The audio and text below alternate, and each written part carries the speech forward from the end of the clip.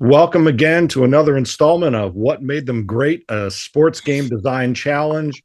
Classic, iconic, legendary team we're talking about today, the 1976 Vikings. We're here with Arthur Franz today, creator of Breakaway Football. And what we do here is we analyze the mechanisms and methods between stats-based sports games, the old guard games like APBA Football and Stratomatic, very numbers heavy, and the neoclassic like Breakaway, which is more focused on team characteristics. Arthur, great to see you again.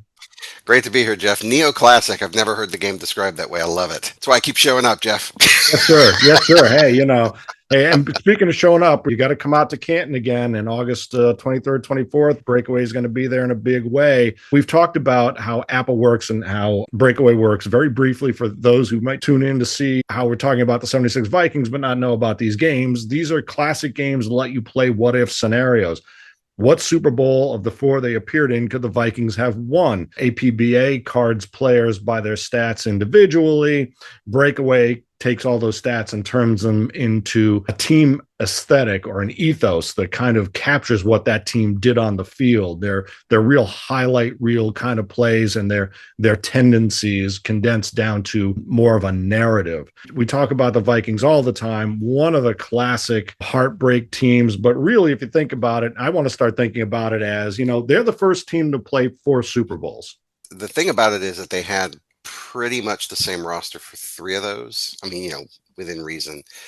And you talk about which of the 4 teams probably had the best shot to win a Super Bowl. I would contend the 69 team because the defense was young, fresh, and relentless. And they had a different quarterback at the time. So I think you could what if Fran Tarkenton were the quarterback of the 69 Vikings. I mean, they might win that game. No disrespect to Joe Cap. I just, he had a bad day. But yeah, one of the things about the Vikings, and I don't like to create teams and kind of pile on, like this team, it hurts if you're a Vikings fan and you have 4 Super Bowls within that such a short period of time, 69 to 76. I mean, that is a compressed time frame to be dominant and legendary and also have epic failure sort of stamped into the history books.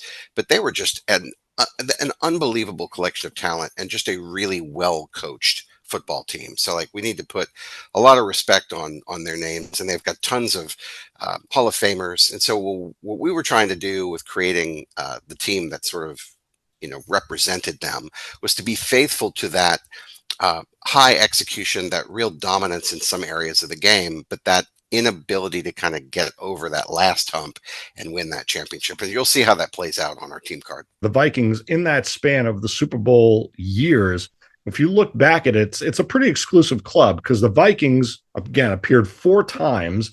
The Dolphins and Cowboys appeared 3 times. The Steelers, Raiders, Chiefs, Packers, and Colts appeared twice.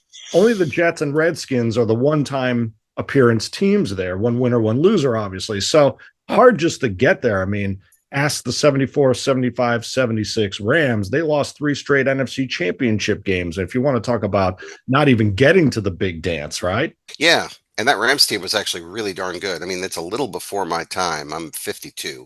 And so I didn't grow up being a Rams fan, but in watching the game film back, I'm surprised at how powerful they were. Same kind of formula. You got a really tough, hard-nosed defense. You've got good running game, and you have some electricity in the passing attack. It's kind of what football at that time was. And so really it was, can you control the line of scrimmage on either side of the ball? And can you get first downs? And I think what made the Vikings so interesting is that when Fran Tarkenton was their quarterback, they were able to add this extra dimension, which wasn't as consistent as it is in the pro game today. You expect a quarterback to be a high accuracy, electrifying, kind of presence on the football field. But back then it was really more of a play caller, game manager, and bringing some of that accuracy to the table. Fran Tarkenton did that as well as the escapability. And that's one of the things I'm really excited about the design of the Valkyries, which is the 76 Vikings, is that we were able to figure out a mechanism specifically for Fran Tarkenton that feels like him running around being crazy in the backfield and sort of how that impacts the defense. That was probably a big differentiator for them. They had a great ground game, they had an amazing defense, and they had a quarterback who could make big plays in big moments. And in 76, they added some depth at the receiver core. I think Ahmad Rashad was on that team. He was very young in that time frame. So they had a lot of pieces. They could have put it all together, but they just couldn't quite get there. And Sammy White, rookie of the year. Yeah.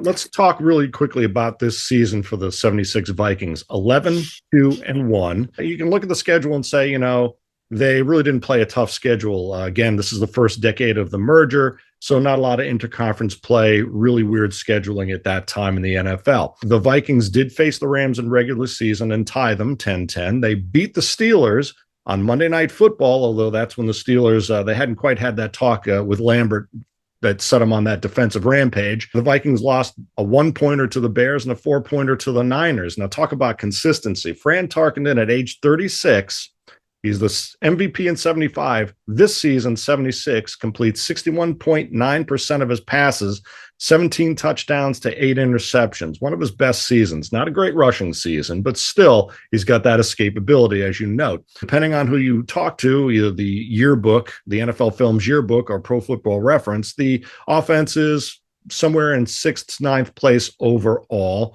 According to the yearbook, they were first in ball control. They ran more plays from more gains. But defense, of course, is where they really shine. Number 2 overall, according to PFR. They had a D-line coach named Buddy Ryan, who at age 45 is only 6 years older than Jim Marshall at 39. Number 1 versus the pass, number 17 versus the run. And one of the knocks about the Vikings, maybe they were undersized, maybe they were more geared to defend against the pass. They did allow the fewest points in the NFC that season. Only 8 touchdown passes allowed, 11 goal line stands. And then they blocked 15 kicks in the regular season, including one that preserved the 10-10 tie against the Rams. And when they faced the Rams in the championship for the NFC again, they blocked a 16th kick for a touchdown. This team can do a lot of things. In APBA terms, they are 41 points out of 55 on offense. They're 42 points out of 55 on defense, which shows you that in APBA terms, they're kind of a good but not great team. They can get it done, but there's a little suspect characteristic there. But I mean, Chuck Foreman, they called him the spin doctor, a straight A receiver, 5-point back out of 5. Sammy White, a 5-point rookie, A-grade receiver. I mean, they've got the talent, but the lines are aging. McTinglehoff at center is 36. So they've got the tools, but how do you try to put that together, and how do you reflect that vulnerability, Arthur? Yeah, and you touched on a lot of things that end up becoming special mechanisms in breakaway football. Just when you talk about the way that the playbook is constructed, the fact that they have such a powerful running game, and that there are plays that provide minimum gains, that's very common in teams from sort of 1980 or prior, when the game was very different. This is one of the last years before that that rule change, the Mel Blount rule. So the way that they played defense was much more hard hitting than I think you would see today. I noticed that difference between their run defense and their pass defense. And one of the ways we express that is that they have mechanisms specifically for the purple people eaters. We call them the purple meeple eaters because they're little meeples that they're adorable. But, we have that as part of a mechanism that is an economy that runs their defense and part of their offense, but it does not impact the run game. And then their defensive cards have, I would say, average run values, and their pass values are good. And so when you combine this mechanism with good pass values, you get a pretty withering pass defense. So I mean, our contention is that this team, because of how aggressive they were at getting to the quarterback and disrupting timing and rhythm, that they would actually be pretty darn good against modern passing offenses. However, they just didn't get it done on the run, and that happened to be the prevalent form of attack at the time. So it really does show that aging line where maybe their intent on sort of beating their man off the line and getting to the quarterback quickly, but they're not good at kind of filling gaps, flowing, to make the tackle in the backfield, those sorts of things. So that all plays out in breakaway football because you see the advantages are on the passing side. And what that does is your opponent, once they kind of figure that out, oh yeah, they have a hard time stopping the run. Oh, their mechanisms are all geared towards the pass. Gee, I guess I should run the ball. And so your opponent is incentivized to do the thing that was hard for them to stop.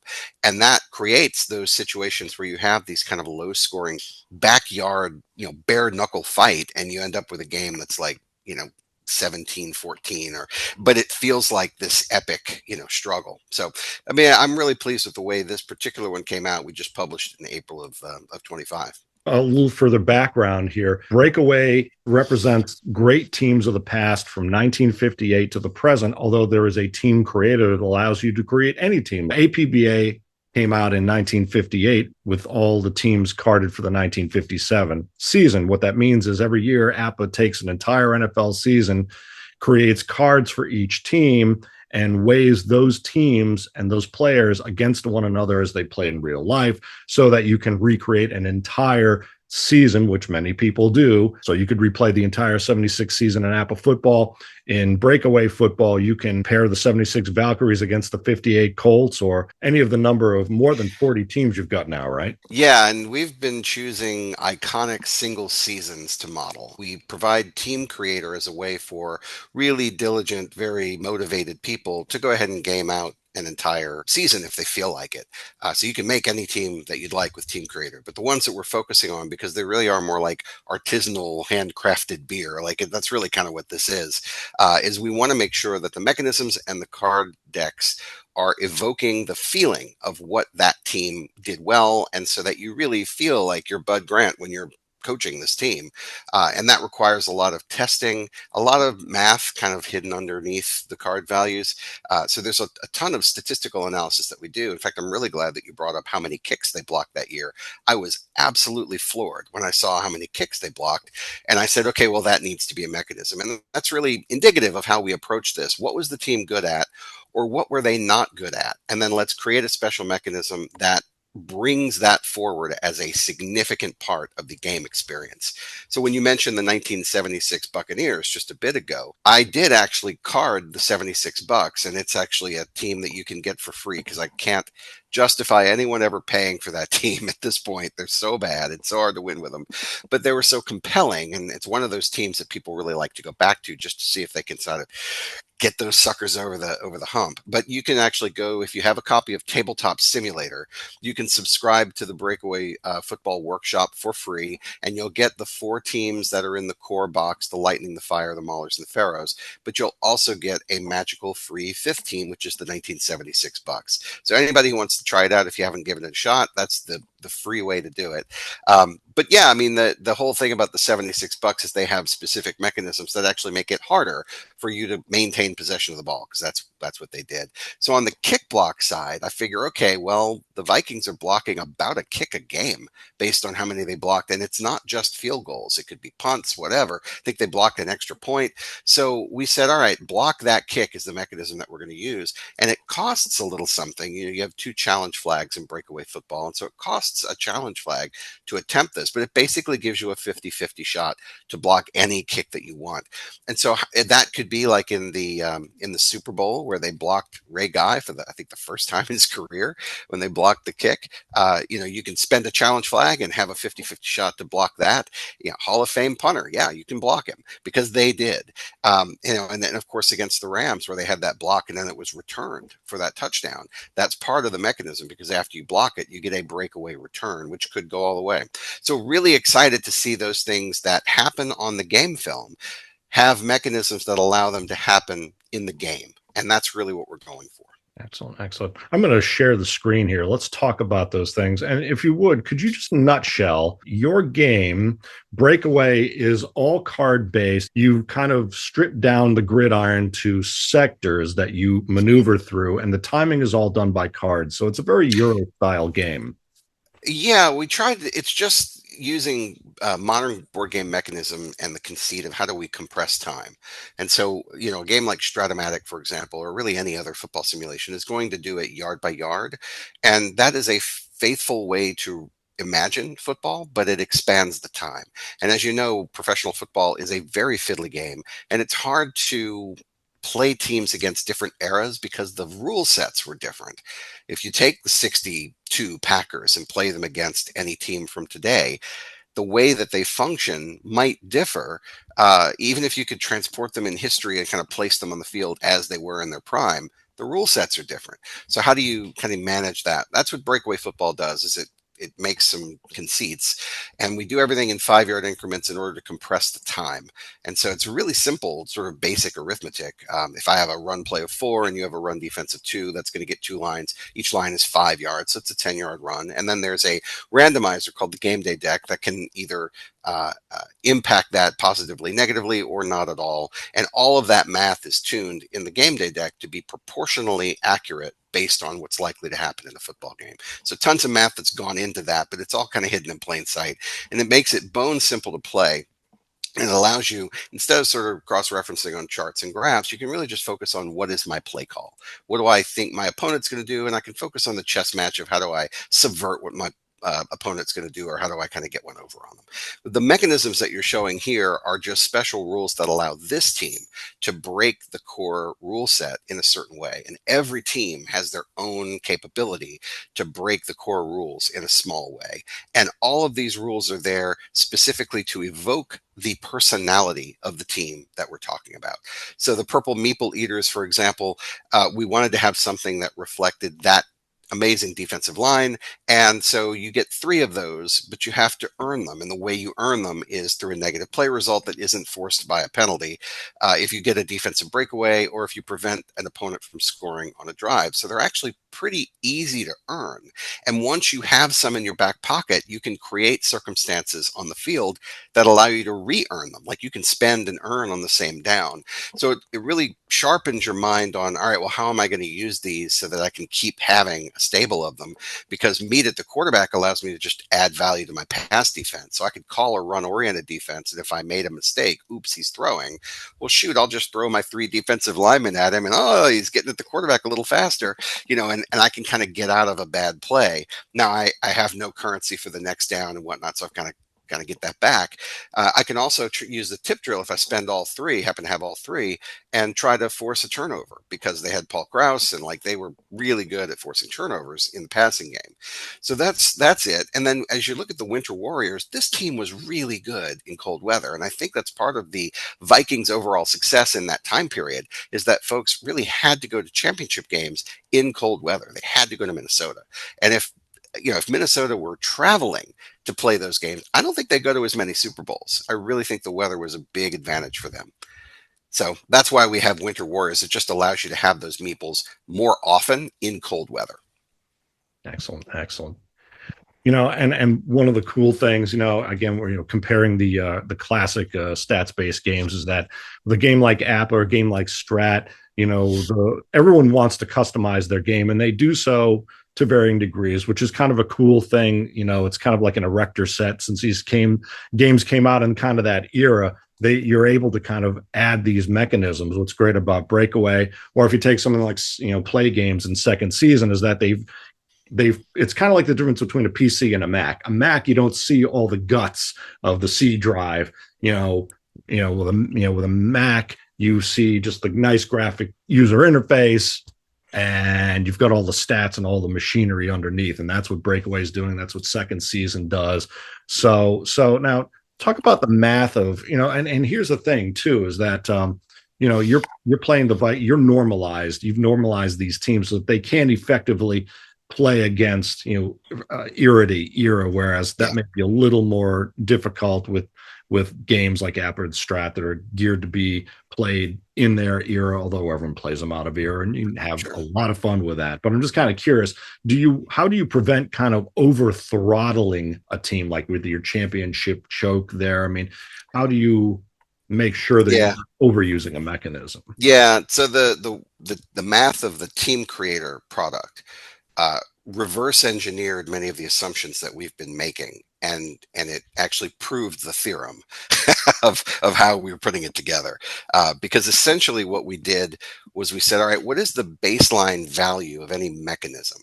because you can see the card values, you know, and add that up and say, oh, well, these folks have a higher average card value than these other ones. That makes sense. But when you start adding in these mechanisms that have economies, that have trigger conditions, it becomes a little more difficult to say, well, what is the true value of that mechanism? And so when we went through the exercise of listing out many of the potential mechanisms in Team Creator, we said, well, what's the baseline value? And we figured out a breakaway is a really good indicator. So, like, what's the point value of a breakaway? And it turns out to be 4. And so, all right, well, now we have a baseline and we understand that if a mechanism is as valuable as a breakaway, it needs to cost at least 4. And if it's more, then it's more. And so we kind of went through this exercise of about 4 to 6 months of costing out all these different possibilities. And so those are the assumptions that are in our mechanisms. And so a lot of that math is already there. You don't need to worry about it as a player. You can just enjoy using the fun tool that we've put in there. But it is sort of appropriately matched. And all of the teams have the same way that we generate their bonus points. It's really what is it? For offense, it is their average points per game. And then what their average was for their era. So we've got 4 different eras: the age of offense, the age of defense. I'm sorry, defense is 58 to 76, I think. And then you can look at the Team Creator product and see what they are. But there's the age of defense, offense, parity, and passing. And so we did really a lot of brute force mathematics to figure out what are the average yards per game, what are the average this, and we just kind of wanted to know in each era, kind of what are you looking at as far as a defense ought to be able to hold people to this number of yards. A passing offense in this era should be able to hit this yardage threshold, et cetera. And then we just started to kind of compare these great teams to those averages, and we figured out how those bonus points work. The beauty here, though, is I don't want to drown people in math. We've done all that work for you. Right. So you can just pick up the team and really focus on, oh, I remember these guys from my youth, or I remember these guys when they were awesome and I was dialed in as a fan. Let me enjoy the experience of being them for 90 minutes. And that's kind of where it is. And those what if scenarios, like let's say you were going to play the 76 Vikings against the 99 Rams. You can do that in Breakaway Football. That would be a really compelling matchup because you've got this amazing passing offense with the greatest show on turf. How would the Purple People Eaters kind of handle the greatest show on turf? And I would say that if you take the Valkyries and play them against the Rams, or the Rams, the Bighorns is what they're called in Breakaway Football, that you'd get a pretty close approximation to how that would work out. And what we do is we ask, we really suggest that folks use the newest team when they're sort of determining what rule set you're using in NFL. So the rules of Breakaway Football don't change, but as far as like 2-point conversions, if 2-point conversions were possible for one of the teams, you should go ahead and allow it to happen for both. Now, some people like to use the oldest team, and they like to think that the newer team is traveling back in time. Again, it's flexible enough that you can make that decision with your opponent. Are we doing 2-point conversions? What's great about these games, and I follow a page like the NFL in the 70s by author Joe Zagorski, and he posts a lot of great what if scenarios. And one of them, of course, is which Super Bowl do you think the Vikings could have won? And these games allow you to play these classic teams. There are so many versions of games available. If you like to see all your player cards, then you've got an APBA. If you want team cards or a combination of player and team cards, you got Strat. If you want team cards alone, you've got Second Season. You got Breakaway. If you're more used to contemporary game mechanisms like trekking the national parks, then Breakaway is right up your alley.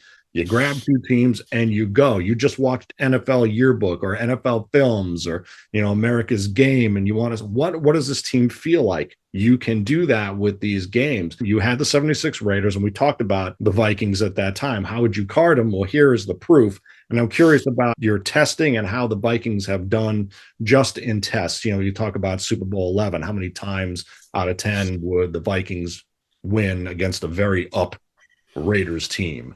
I think it would play out the way history played out because the Raiders team that we have, which is called the Outlaws, they are very good at running the football, and they have a lot of minimum gain of 1. And as I said earlier, the strategy against the Valkyries, the Vikings of 76, is to run the ball, is to commit to that. When I was doing the research on that Super Bowl, the Raiders early in the week of their Super Bowl prep said we got them. Like they knew they were going to just own the Vikings because they could control the line of scrimmage. And yeah, they got a great day out of Clarence Davis. That was kind of a surprise, but they knew that they would be really good on the ground.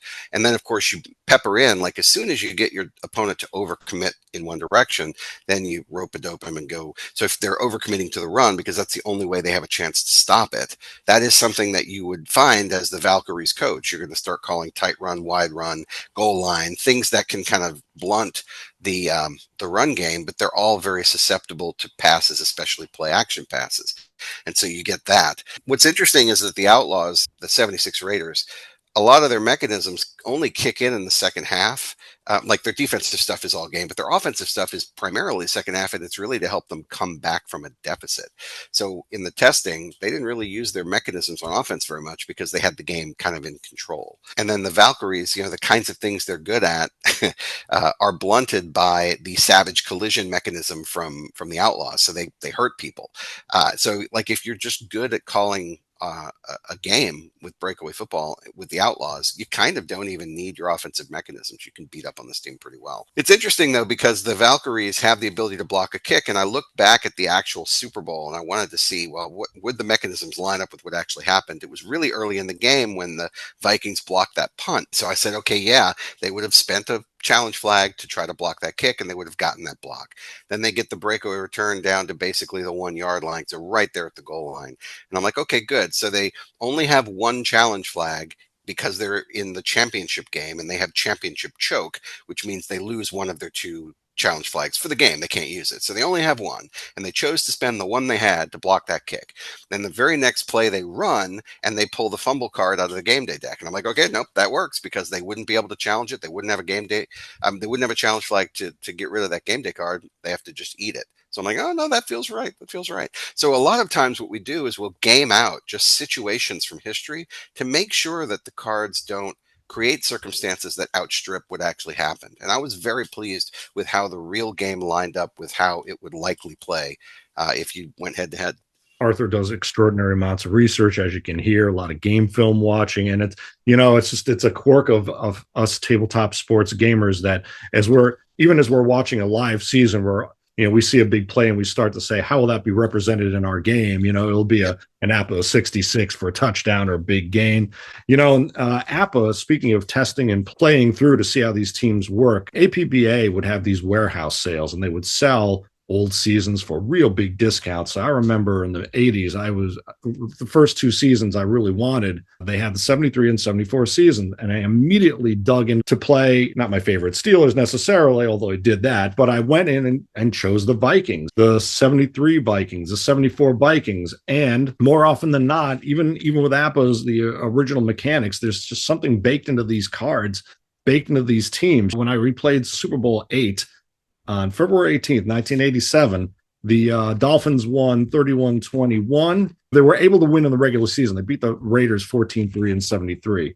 But if you go to Super Bowl IX, the Vikings ended up being shut out by the Steelers 31-0. There is something about in the cards, this kind of thing that happens to this team.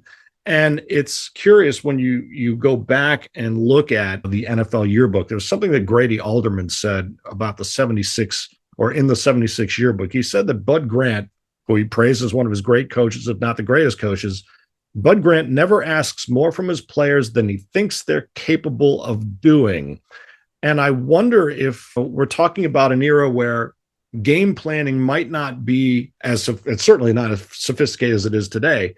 The Vikings were a team built to play in the NFC, win the NFC. Again, there wasn't a lot of interconference play then. Do you think in your research, have you found any hints that Bud Grant, viewed as a non-emotional coach, kind of like Chuck Noll, very methodical, was there something about those Vikings? There's another story about Bob Kuechenberg of the Dolphins saying that Alan Page would give a tell. So did the Vikings ultimately just not game plan enough for those Super Bowls?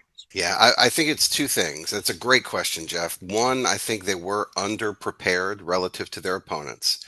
And I do think that was a function of game planning, because you hear stories about how Bud Grant he's not one of these guys like Joe Gibbs who's going to live, and work until 3 in the morning and then go home and come back at 5. And like he's watching film all the time. He's out hunting, on Saturday before the game. He's hanging out with his family. And that was really important, I think, in the regular season when you've got opponents that you're super familiar with because you play them year after year. And there wasn't a lot of dramatic change between teams from year to year to year back then. So you could kind of get a sense of who you were playing, and maybe go back to prior games. So, yeah, you've got this level of consistency and discipline. That's what they were really good at. They were very disciplined. So that's where they excelled. So super talented, very disciplined, and that was enough to win the NFC. But when you get into a Super Bowl, it's just a different animal, And I think you look at John Madden with the Raiders, he was extremely prepared. You look at Hank Stram and all of his designs. He was one of the great play designers back in the day with kind of the trickeration and whatnot. Who else? Chuck Noll, please. Come on. I mean, there's hardly anybody more prepared in the 70s. Oh, and Don Shula, right? So, yeah, he's being outcoached in all of those games. Plus, the other part of it is a murderer's row of the greatest teams in NFL history. Like the Chiefs of '69 were I think, a really underrated juggernaut. They were fantastic. And just because they won just the one Super Bowl and then you get the merger and things kind of change, I think they get a little discounted. They were amazing.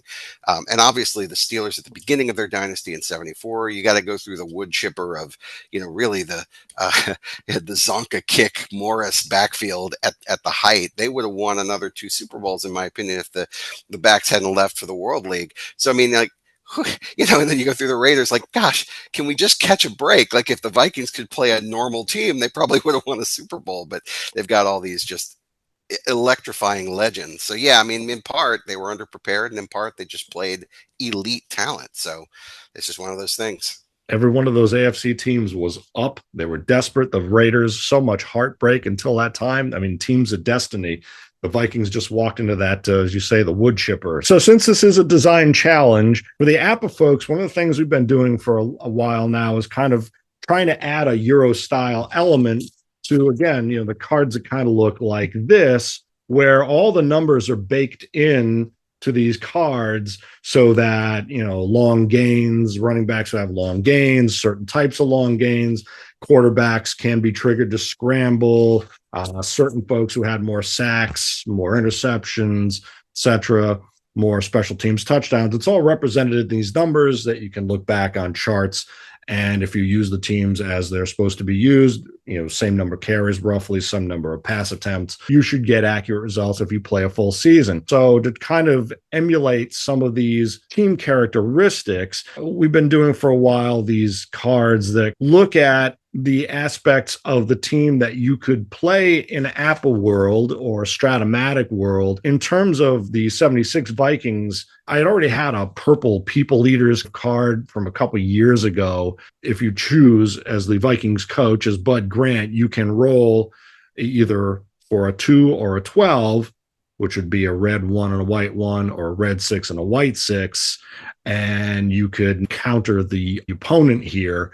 So if someone had a great gain, you could key the play and you could drop the result down a couple lines per APBA terms, or you could outright negate a run gain or make a complete pass incomplete. And then there's something called Purple Haze, where once per quarter, the opponent of the Vikings can roll a 2 or a 12, which again equates to about 2.7%, roughly 3% outcome chance per roll.